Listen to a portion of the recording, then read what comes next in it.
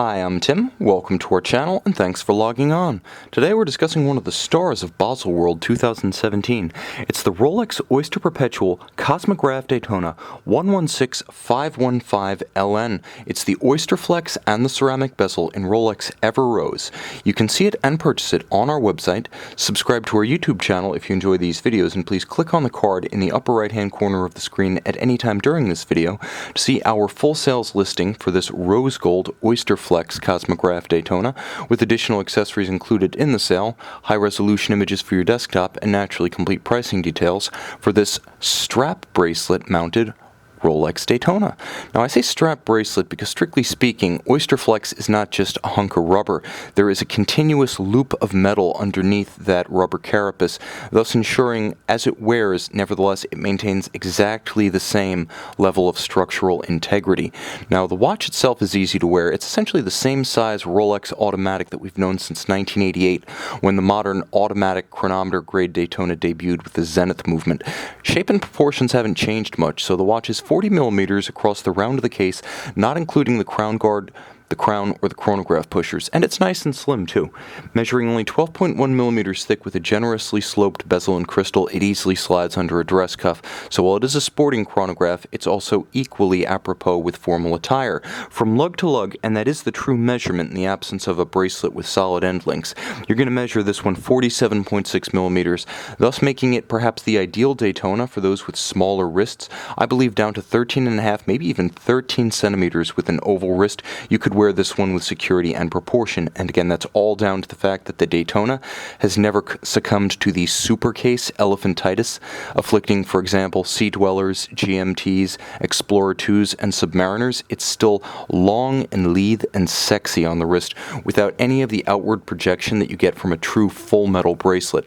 Let's talk a little bit about Oyster Flex, because this is something we first saw about 2 model years ago on the Yachtmaster, and it's misunderstood. There are several different sizes. You cannot cut it because there is a continuous titanium alloy band that runs through it, but you can see beautifully robust from an aesthetic standpoint. It's nicely integrated into the flank of the case with this end piece, even continuing the center spline of the molded rubber portion. Now, inside, you'll note that it features a sort of pleating or bellows that allows the wrist to breathe, so this is a great companion for hot weather.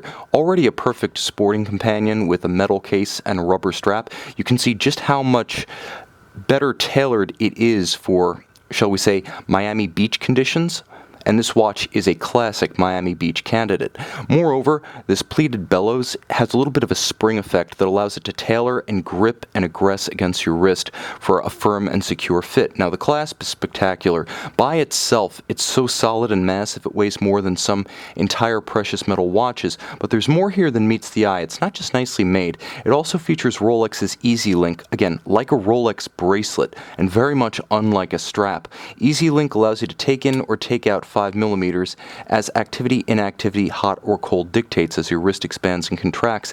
And you'll note the beautiful Everrose with double finish, polished and satin on the clasp body itself. It is a fully milled out gold clasp. Rolex, making its own gold as well as its own bracelets and clasps, assures a high standard of quality as well as uniform gold tone throughout.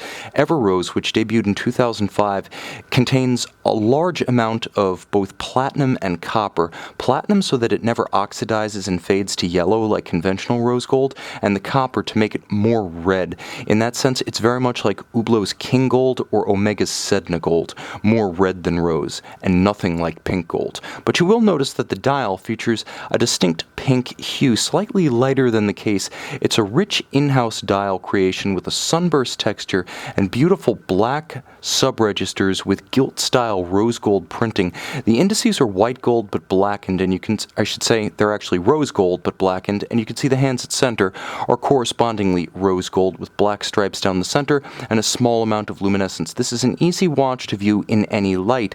I should also mention it has long wearing good looks thanks to a Cerachrom bezel. Those are the two highlights here. Oyster Flex and cerachrom. Cerachrom is a material that is effectively as hard as sapphire. Kiln fired, it allows you to take more knocks and blows to the bezel, which tends to be the impact point of a watch, without disfiguring it. And you can see how rose gold has been deposited within the calibration wells as well as the wells for the numerals.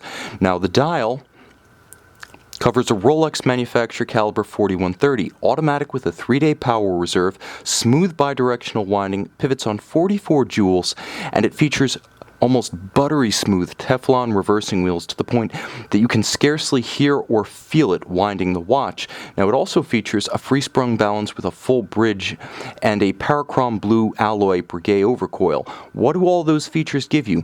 Well, they give you shock resistance, they give you precision, they give you anti-magnetic qualities, and they give you resistance to gravitational timing deviation. That is, positional timing deviation. That's why when you hear about watches being tested in multiple positions, an overcoil optimizes the watch for those tests, which frankly mirror the conditions on your wrist.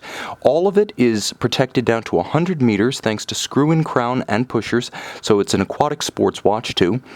And finally, with a vertical clutch and a column wheel architecture, it's crisp to actuate the chronograph, and I'll unscrew the chronograph pusher for activation.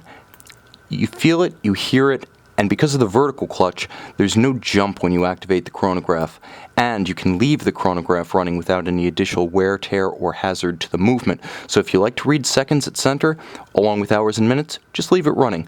No hazard, penalty, or diminished reliability or longevity to the watch. That's the advantage of a vertical clutch. You can see this 2017 Baselworld standout and own it on our website.